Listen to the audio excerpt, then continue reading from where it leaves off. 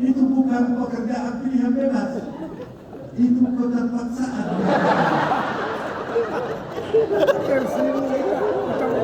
Sama dengan kalau ada orang yang istrinya kurang cantik, itu bukan pilihan bebas, itu keterpaksaan.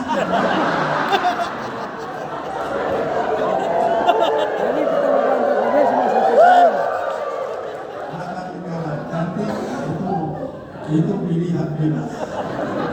Itu pilihan bebas. Makanya itu ciri-ciri orang berdaya itu jika berada dalam posisi free choice, pilihan bebas. Jadi kalau ada laki-laki mau menikah tak punya pacar, itu ciri-ciri laki-laki tak berdaya.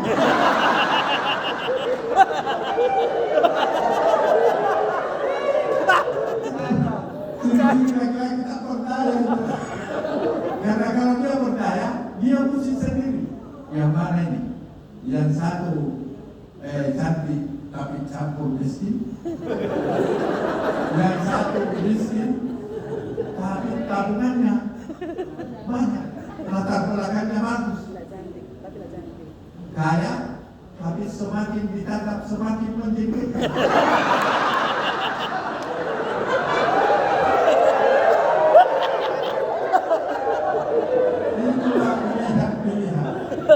Itulah sebabnya seringkali saya mengatakan bahwa setiap pilihan itu mengandung resiko. Ada resiko pilihan. Kalau kawin dengan orang kaya, tunggu dipandang enteng. Tapi kalau kawin dengan orang miskin, Anda yang dihargai. Tapi kalau tidak hati-hati, menular kemiskinan.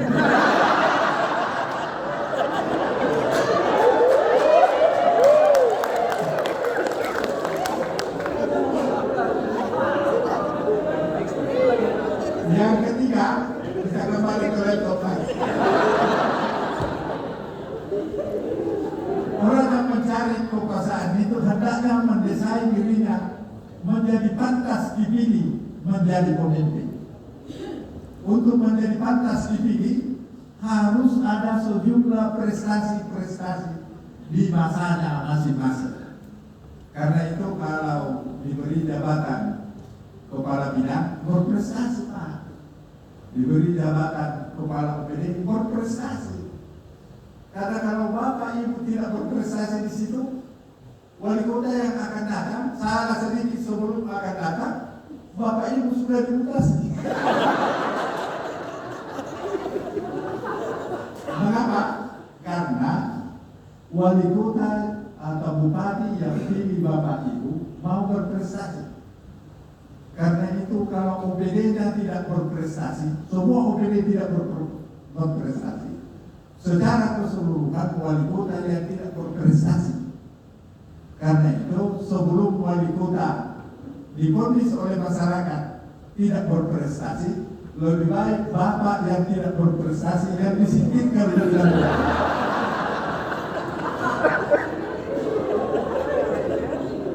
Ya, sama dengan cewek yang ditinggalkan.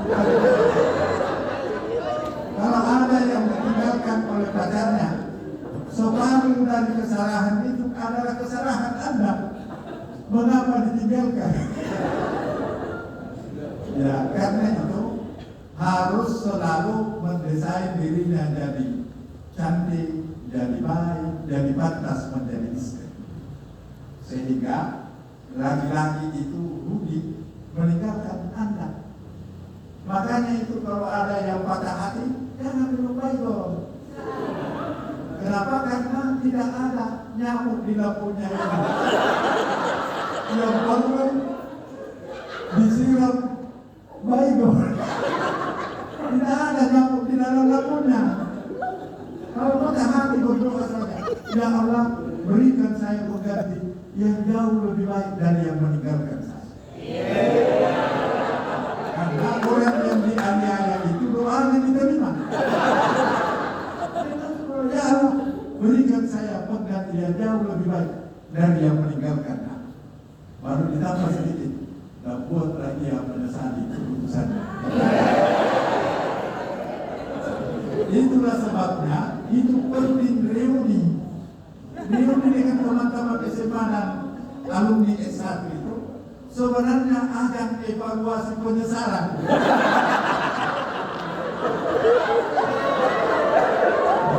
Siapa sebenarnya yang menyesal, kau atau aku?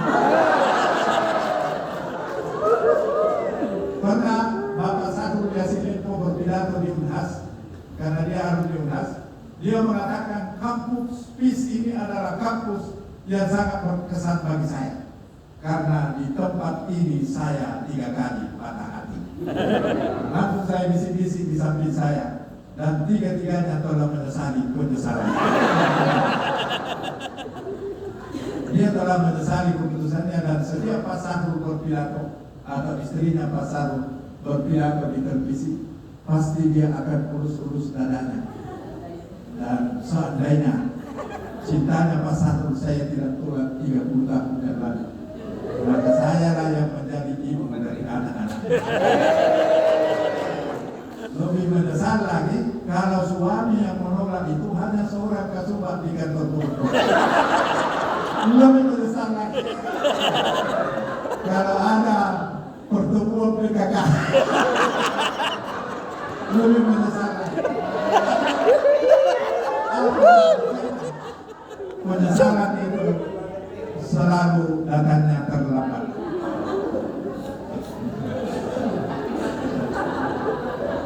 Yang keempat, memasarkan dirinya untuk layak dipilih menjadi pemimpin.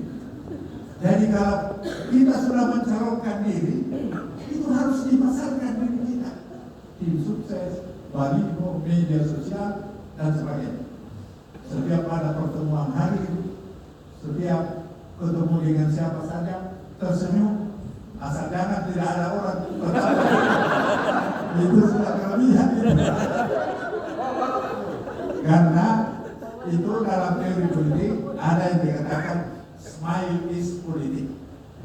Senyum itu adalah politik. Jadi harus perbanyak senyum.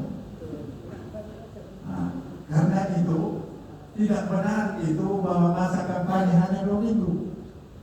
Masa kampanye itu sejak ia bercita-cita menjadi calon, bahkan sejak kecil, itu sebenarnya masa kampanye. Karena kalau kita membuat prestasi-prestasi, itu adalah kampanye sebenarnya itu, bahwa pada suatu saat kita mau jadi pemimpin. Nah kalau kita merasa hebat, kita juga merasa rugi kalau dipimpin oleh orang yang tidak hebat. Itu yang pimpin saya. Kalau begitu, lebih baik saya maju. Kalau itu yang maju, lebih baik saya maju. Nah, karena itu harus dipasarkan diri kita. Makanya itu orang hebat jangan bersembunyi, tampilkan kehebatannya.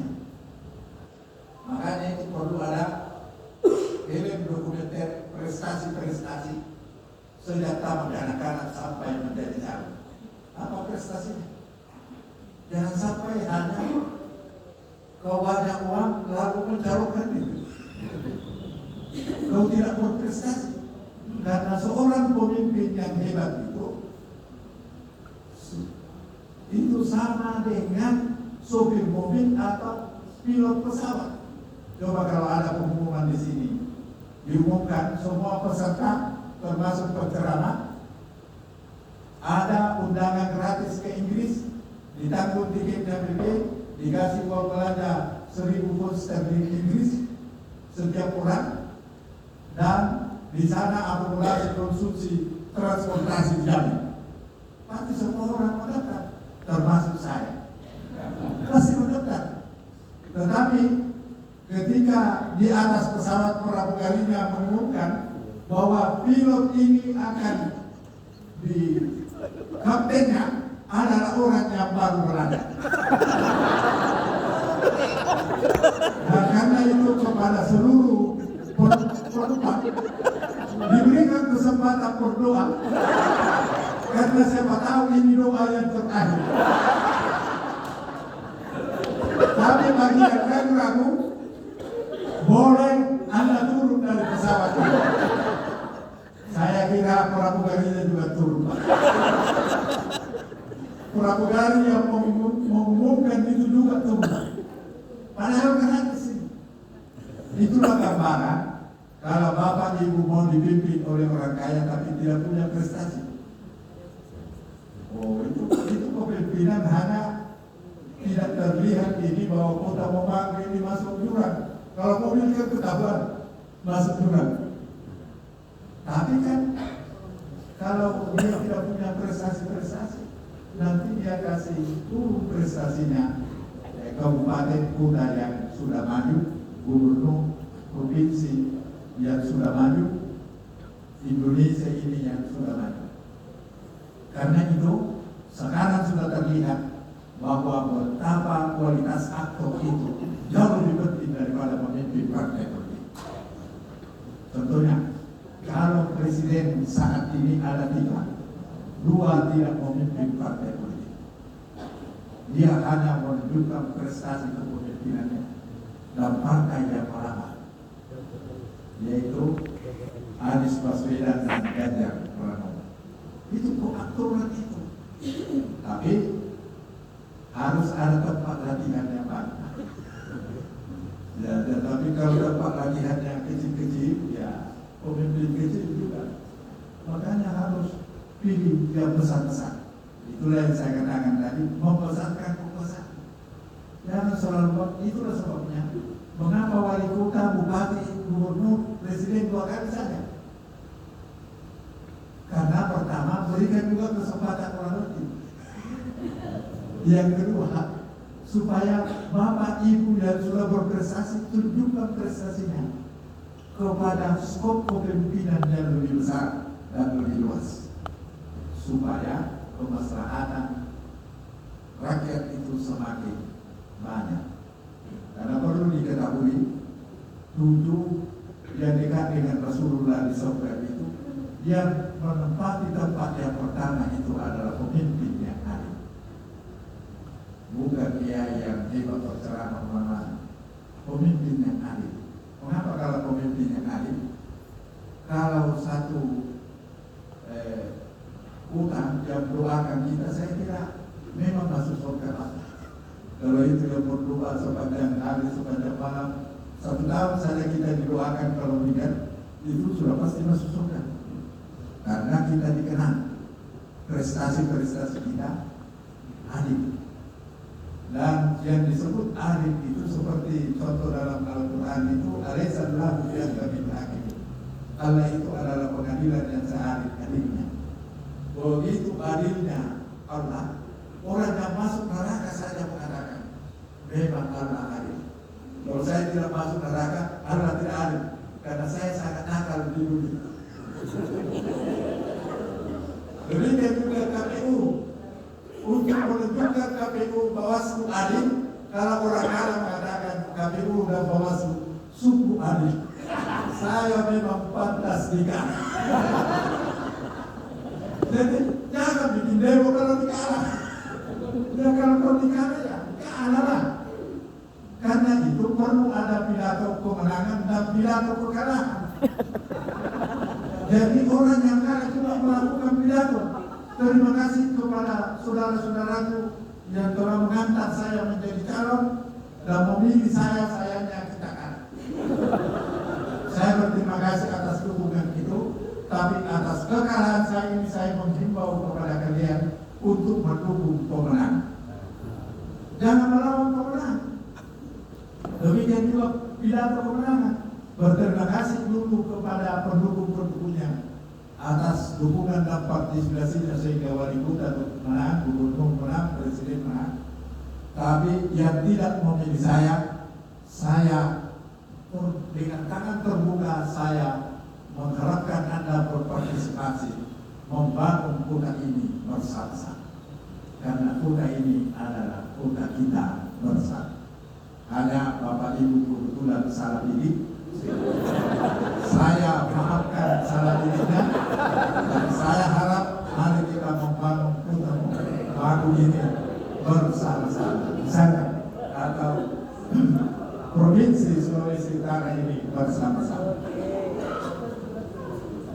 strategi mempertahankan kekuasaan, mempertahankan pasar pendukung.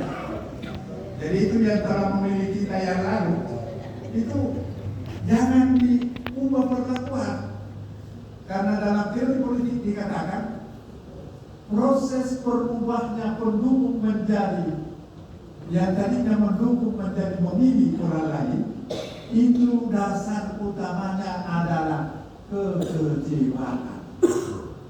Karena itu dalam mempertahankan pendukung jangan pernah mengecewakan pendukung. Karena itu harus rajin berjabat tangan, harus rajin menyapa, harus rajin berbaik-baik, dan seterusnya. Sehingga dia mengatakan memang Ibu Wali atau Pak Wali sebelum terpilih dan sesudah terpilih dia tidak pernah berubah. Bahkan perubahannya semakin baik. Itu mempertahankan pasar. Yang kedua, memperluas pasar pendukung. Kalau yang tadinya dia tidak mendukung kita, harus diubah menjadi mendukung kita dengan cara ya kita mendekatinya, bertanya apa yang menjadi kebutuhan dan kepentingannya, kemudian diwujudkan sehingga dia berkata bahwa Pak Wali Kota, Ibu Wali Kota sesuai dengan janji-janji yang dia berikan kepada kita. Periode yang akan datang saya akan memilih Ibu. Jangan semakin dimusuhi. Kalau ada musuh kita di hati, diajak tetap akrab. Sama dengan mantan pacar, jangan dimusuhi. Bahaya itu. Karena itu bukan musuh. Dia adalah orang yang tersayang, yang kebetulan tidak ditakdirkan untuk kita. Bagaimanapun juga hatinya dengan hatiku sudah pernah hati-hati.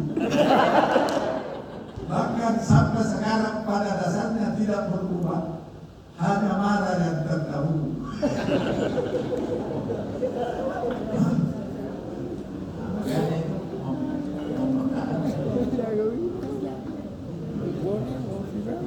Kemudian yang ketiga, mempertahankan wilayah dukungan. Jadi wilayah-wilayah atau dapil-dapil yang telah mendukung kita itu tetap diperbaiki. Memperluas wilayah dukungan, ini memperluas pasar, tapi ini kita bicara wilayah. Seperti Ibu Wali yang tadinya hanya di kabupaten di kota Baru, sekarang dia memperluas ke seluruh provinsi Sulawesi Utara. Itu sekaligus uji coba bercita-cita menjadi gubernur. Jadi cara itu Pak bantah kata. Kalau Bapak Ibu mau meyakinkan dan kampanye kemana-mana bahwa ini adalah pemimpin yang hebat, bisa tercermin di situ bahwa beliau layak menjadi calon gubernur yang menang. Makanya itu di Inggris tidak ada menteri di Inggris itu yang dipilih jadi menteri kalau dia tidak terpilih jadi anggota parlemen. Jadi semua menteri di Inggris itu disukai oleh rakyat. Kenapa? Karena terpilih jadi anggota dewan.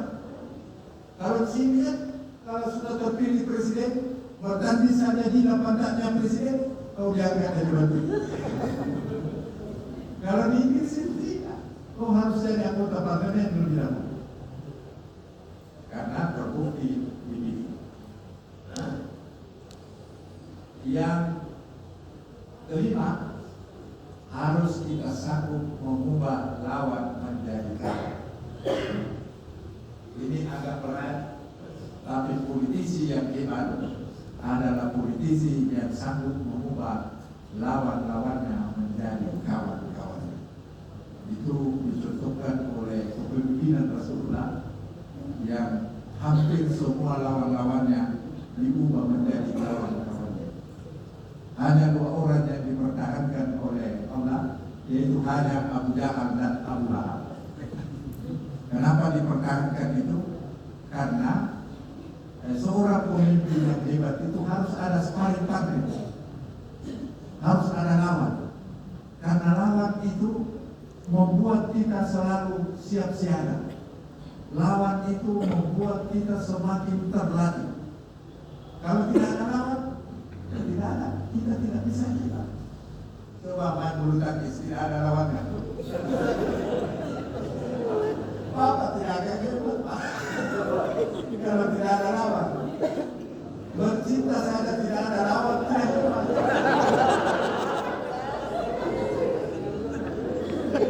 Ya, makanya itu kalau ada anak muda yang sudah berkali-kali jatuh cinta tapi ditolak cintanya, sederhana saja. Turunkan selera.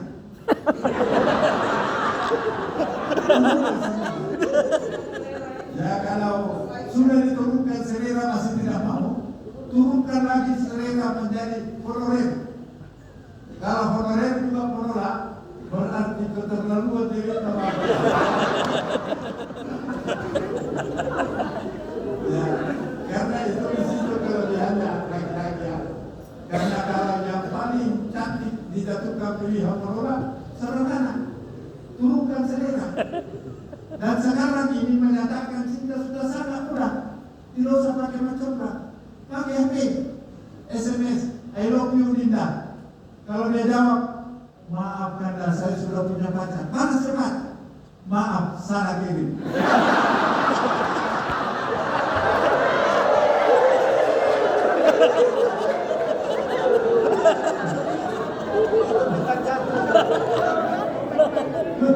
Maaf, salah kirim.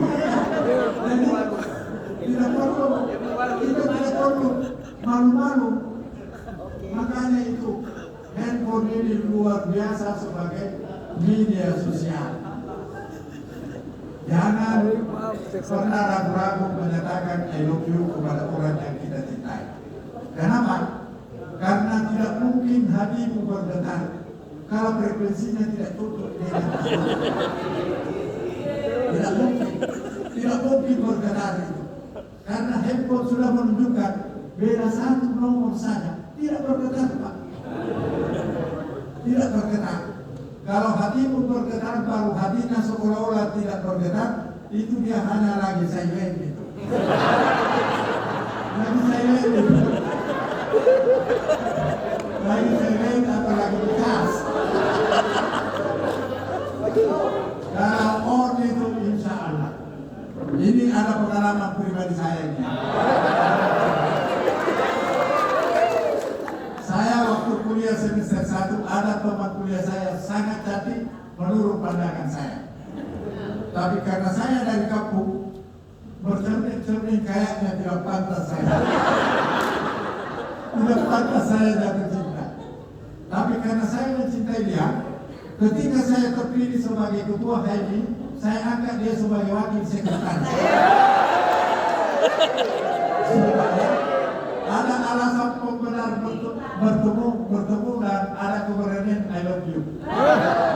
Tetapi sampai saya punya anak 2, I love you itu tak pernah terwujud.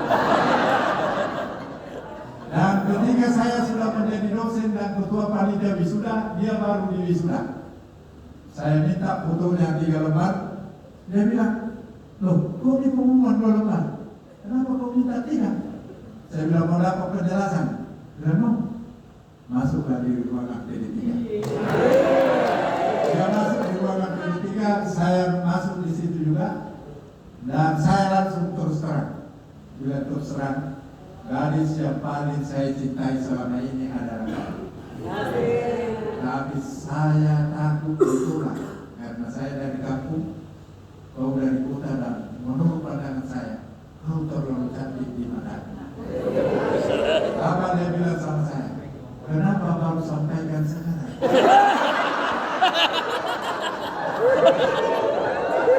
Seandainya kata-kata itu kau ucapkan sebelum kau menikah, cerita di antara kita lain. Di situ saya sangat menyesal.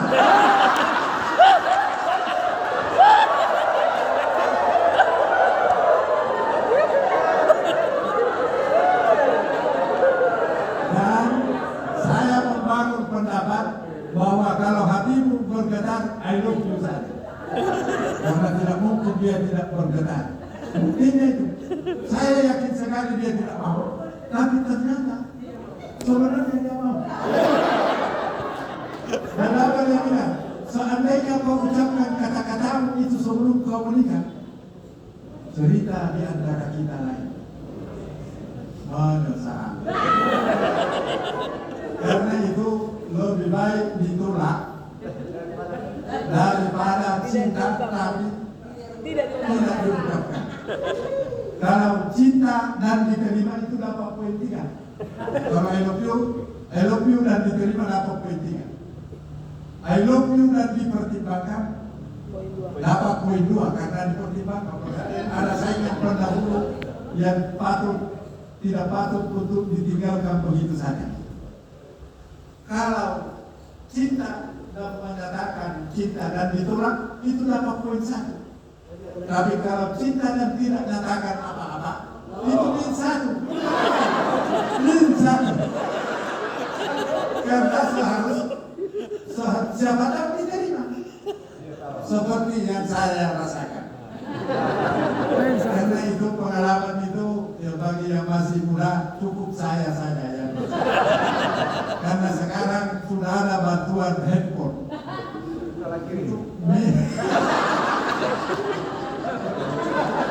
Cepat diralat saja saya tunggu. Ya tapi kalau kau mau patut dipertimbangkan. Dapat 3 poin kalau kita dipilih. Lanjut lagi. Ini baru datang. 9 menit lagi, Prof.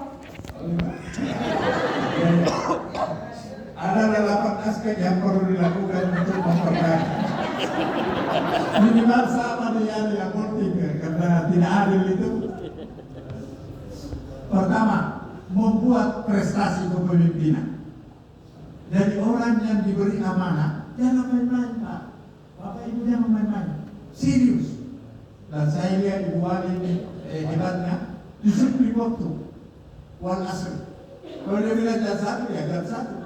Tadi saya masih minum kopi, sudah beritahu bahwa kopinya pindahkan. Baru nanti Ibu Wali itu luar biasa. Disiplin waktu. Itu adalah salah satu prestasi kepemimpinan. Bayangkan di negara maju itu sudah membuat pesawat 3, kita masih belum daratan. Itu kerugian, Pak. Itulah sebabnya di surah Al-Asr itu lebih masa sesungguhnya manusia berada dalam kerugian. Coba kalau tidak disambung Tuhan, kita rugi semua. Untuk disambung kecuali orang-orang yang beriman, beramal saleh, nasihat menasihati dalam menepati kebaikan dan nasihat menasihati menepati kesalahan. Jadi Al-Ghazali itu mengatakan seandainya tidak ada lagi ayat yang turun setelah wal asri, itu sebenarnya wal asri cukup jadi pedoman untuk keselamatan di dunia dan di akhirat. Karena beriman, beramal saleh, nasihat menasihati menuju kebaikan dan nasihat menasihati menuju kesalahan. Dalam hidup ini itu yang dua itu, kebaikan dan kesalahan. Ya kalau patah hati sama. Jangan minum baik dulu. Karena dalam teori eksakta itu ada namanya gaya sentripetal dan sentrifugal. Daya tarik dan daya tolak. Jadi kalau kita mencintai seseorang, itu berarti potensi daya tariknya itu sebesar daya tolaknya. Sebesar itu. Makanya itu kalau kita mencintai seseorang dan orang yang kita cintai membenci kita, jangan khawatir. Tetap sabar mendekati datang berkunjung ke rumah. Kalau dilempar sepatu, ambil itu sepatu baru diselempar. Baru setelah mengkilat baru diserahkan. Tarik sepatunya jatuh bintang. Pada suatu saat kalau dia disia-siakan oleh orang yang dia cintai, tempat sandaran hidupnya, dia akan mengingat dia. orang itu ternyata cukup gagah. Mengapa saya tidak terima cinta?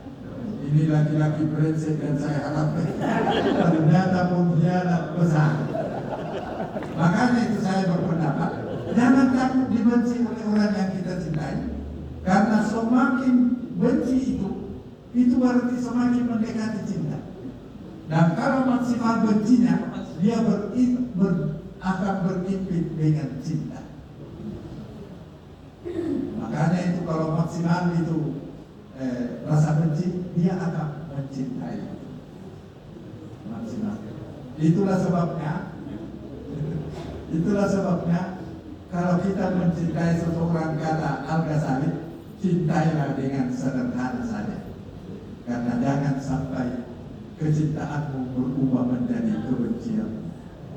Demikian juga kalau kau membenci seseorang, bencilah dengan sederhana saja.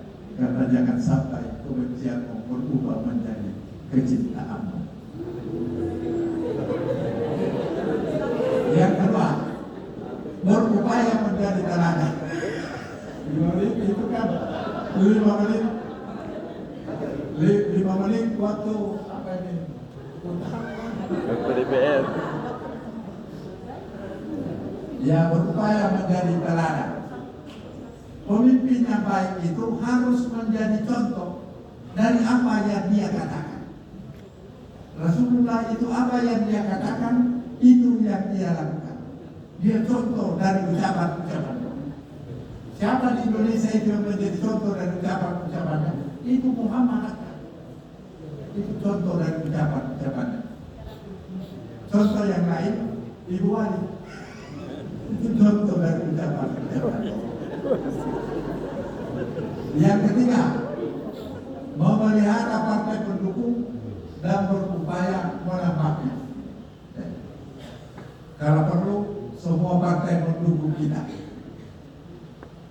Yang saya heran di Indonesia ini, calon wali kota itu sudah didukung oleh semua partai, masih di dalam kota kosong. Itu aklamasi namanya itu. Aklamasi namanya itu. Tidak perlu lagi dilakukan pemilu buang-buang uang. Asal partai yang merekomendasi itu atas keinginan rakyat, bukan atas keinginan ketua partai di Jakarta. Atas keinginan rakyat di mana partai itu berada. Kalau tidak, ya terpaksa lawan kota kosong. Yang keempat, bagi kue politik dan ekonomi. Jadi Ibu Wali itu dia membagi kue politik, kepala dinas, kepala badan, kepala bidang, promosi jabatan, menerima CPNS, dan itu kue politik itu. Karena itu teman-teman yang sudah dapat kue politik, balas dong.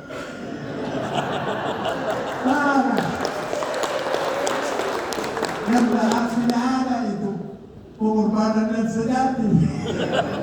Beri nilai kita. Sekarang ini ibu membutuhkan dukungan bapak ibu. Balas. Makanya itu ada bukunya Pasar Limpo yang cukup menarik. Judulnya sederhana. Ambil tanganku, ku ambil tanganmu. Jadi tolong Ibu Wali menjadi gubernur, menjadi DPR RI, supaya bapak ibu yang berprestasi di sini dipromosikan ke provinsi. Jangan tidur-tidur di rumah, netral. Baru setelah lama udah bantu kami ya. Nah itu tanda kutip ini bisa marah perempuan. Tapi pegawai negeri itu disuruh netral itu hanya dalam pelayanan, Pak. Bapak Ibu harus netral melayani siapa saja. Tidak boleh bilang ini lawannya Ibu Wali, jangan dilayani. Tidak boleh, harus dilayani semuanya. Tapi di dalam bilik Bapak Ibu bisa berpihak. Wah, ini yang promosikan saya ini. Sudah kasih istriku, iparku, cucuku. Nah, itu boleh. Sebenarnya asal jangan kampanye kan hanya diberitahu. Siapa yang diberitahu, bukan di depan publik. Masa istri? Ciri orang yang tidak berpengaruh itu kalau istrinya saja dia tidak bisa berpengaruh. Itu orang yang tidak berpengaruh itu. Makanya itu kampanye Golkar di masa lalu itu sekasur, susumur dan sodapur. Sekasur, sodapur dan susumur. Itu kampanye Golkar di masa lalu. Jadi kalau sekasur tidak bisa dipengaruhi, berarti menjadi pemimpin. Karena istrimu saja kau tidak bisa pengaruhi, bagaimana orang lain? Itulah sebabnya politisi ulung sebenarnya itu mampu meyakinkan siapa saja. Siapa saja. Makanya itu kalau seperti saya, profesor ilmu politik, menggunakan ilmu politik saya untuk menambah istri, itu bisa banyak. Kenapa? Karena perempuan itu menolak, bukan menolak, hanya dia tidak yakin bahwa kalau kita menikah dengan dia tidak bahagia. Tapi kalau dia yakin bahagia, dia istri kali dia siap. Apalagi kalau baru kedua. Karena itu seni dalam politik itu salah satu seni selain seni membagi kue, itu seni meyakinkan bahwa saya pantas memberikan pilihan. Makanya itu ya waktu saya duda beberapa tahun yang lalu itu sudah itu insya Allah kalau dia mau berbicara lama-lama dia yakin. Lama-lama dia yakin. Kenapa? Saya yakin persis bahwa orang tidak mau itu bukan tidak mau, hanya tidak yakin. Itulah sebabnya orang kaya dalam meyakinkan orang yang dicintainya itu menggunakan alat peraga. Alat peraga, kalau dia I love you dan ditolak, dia tidak marah. Besok dia bawa kunci Lamborghini, simpan di dekat tasnya. Lamborghini dibuka sekat namanya. Ini bukan rental ini. Kalau masih belum yakin, besok print out itu ATM. Kalau 5 triliun di dalam, baru simpan di tas dia baca, pasti dia bilang, Kak, apa dibilang 2 hari yang lalu? Saya menyatakan elok di dalam, saya tidak tahu. Kau tolak saya ke penerima. Pasti dia bilang, Kanda, maafkan saya Kanda. Saya tidak terlalu ingat. Masa orang yang seperti Kanda saya salah satu. Kenapa? Alat peraganya begitu meyakinkan. Itulah sebabnya kalau yang datang bertamu ke anaknya ibu itu orang miskin, itu ibunya di dalam itu gelisah itu. Belikan lagi piring apa semua. Kenapa? Khawatir anaknya kawin dengan orang miskin. Kenapa khawatir? Karena kalau anak-anak pacaran dengan orang miskin, itu sama dengan dia mendaftarkan dirinya pada kesulitan. Dan kalau dia ditakdirkan menikah, resmi dia masuk dalam kesulitan dan sesungguhnya. Itulah sebabnya ibu-ibu itu tidak suka kalau anaknya berpacaran dengan orang miskin. Makanya kalau datang di rumahnya naik sepeda, itu baru bilang ada Santi tidur atau keluar. Saya permisi tante. Siapa tante yang di sini tidak ada? Pulang saja. Tapi kalau dia datang dengan memakai alat peraga Lamborghini, ada Santi tante. Ada nak. Silakan masuk nak. Baru dia sebut, berdandan cepat, cepat gaya. ada anak anu di luar. Kenapa? Ada simbol Lamborghini. Karena dalam penelitian kualitatif itu satu simbol itu dapat ditafsirkan bermacam-macam. Misalnya simbol Lamborghini, tabungannya banyak, anak orang kaya, PT-nya ada, rumahnya yang mewah sudah bagus, kita tinggal angkat kompor dan janji kebahagiaan menanti di hadapan kita. Makanya itu kalau ditanya apa pekerjaannya, direktur bank, wah pasti bagus tabungannya. Padahal bank apa dulu? Kalau bank BNI, BRI ya bagus. Tapi kalau tiba-tiba bank pres, itu simbol kemiskinan, Pak. Kalau direktur bank pres, tambah banget itu. Yang kelima, seorang pemimpin yang hebat itu harus memuaskan anak buahnya. Karena kalau anak buah puas, pasti mendukung kita. Kalau anak buah puas, pasti menyukai kita. Makanya itu, istri yang puas itu tidak ada yang minta cerai. Siapa istri yang sedang bahagia-bahagianya minta cerai, ditanya, kenapa kau minta cerai, Ma? Saya terlalu bahagia, Ma. Tidak ada itu. Makanya suami yang baik, kalau berkerut itu dahinya istri, harus berisi diri cepat. Kesalahan apa yang saya lakukan? Lalu segera diperbaiki. Karena kalau kita pandai membahagiakan istri, dia tidak akan pernah minta cerai. Dan sebaliknya, kalau bapak yang diceraikan atau ibu yang diceraikan, wah itu berarti ada the big problem. Ada the big problem yang tidak selesai. Kalau suami pacaran lagi, itu separuh dari kesalahan itu ada kesalahan sama istri. Karena kalau burung itu kenyang baru dia tinggalkan rumahnya, dia dikasih makan di luar tidak bisa makan. Burungnya sudah kenyang. Tapi kalau mau makan selalu ditolak. Tunggu, kalau jajan di luar itu kesalahannya ibu sendiri.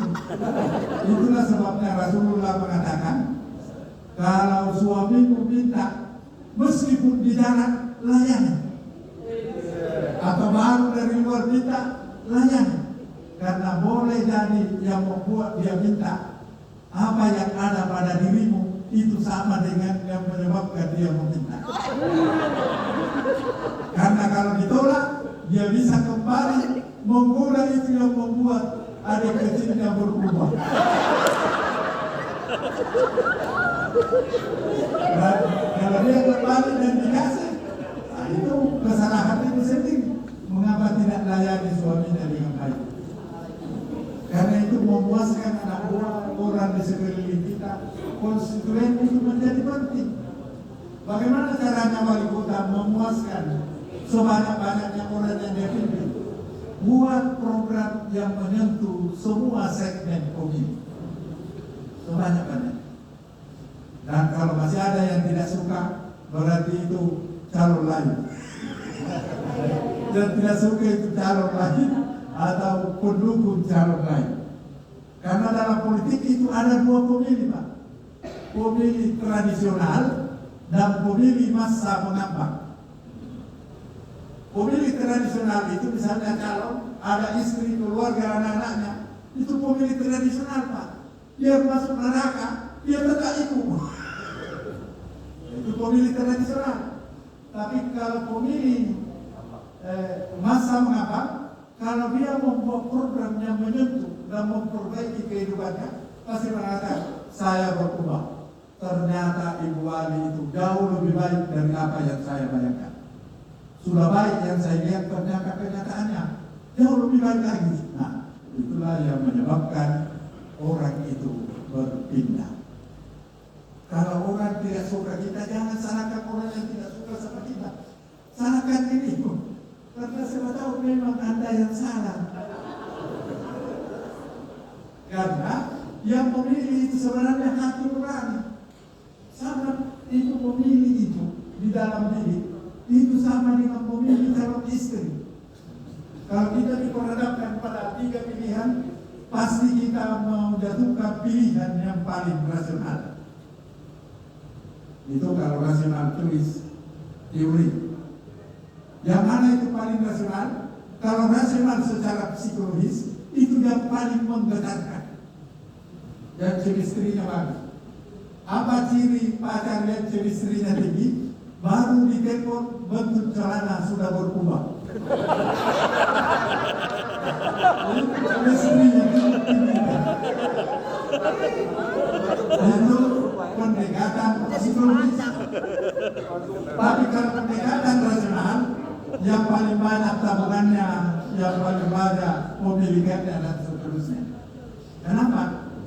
Karena dalam bercinta itu ada 2 pendekatan. Ada pendekatan apa adanya, itu idealisme. Ada pendekatan ada apa adanya. Tapi yang banyak menang adalah ada apa adanya. Ada apa adanya yang banyak menang. Karena banyak orang mengatakan, kau mau makan cinta. Kalau saya cinta itu mah, saya cinta. Ya tapi kau mau makan cinta. Ya, makanya itu orang tua juga harus bisa kita yakinkan. Saya contohkan pada diri saya. Ketika saya jatuh cinta pada istri saya yang pertama, mertua menolak. Mertua menolak. Wah, dalam hatiku, wah, susah juga ini. Jadi saya yakinkan istri saya, waktu itu masih pacar, kalau kau lawan orang tuamu, dia tetap orang tuamu. Tapi kalau kau setuju pada orang tuamu, bukan saya suamimu. Jadi memang lawan.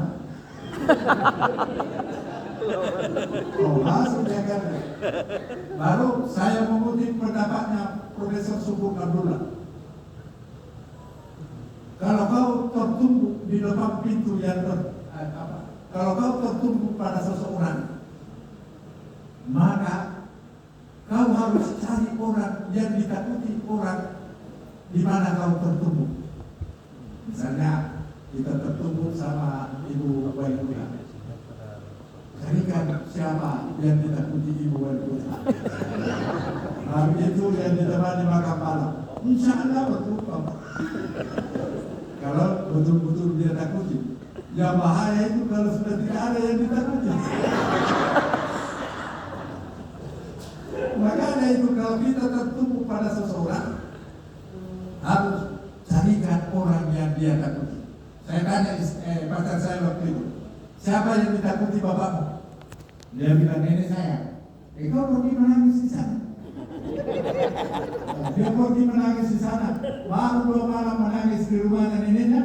Neneknya sudah datang marahi anaknya. Kau itu, kenapa kalau dicintai itu? Dia sendiri yang merasakan bahagia atau tidak, mau makan cinta atau tidak. Nah, sudah mulai goyah sedikit saya punya calon mertua, baru calon. Dia lagi, dia mengatakan lagi, sosmed itu sama dengan pengangguran.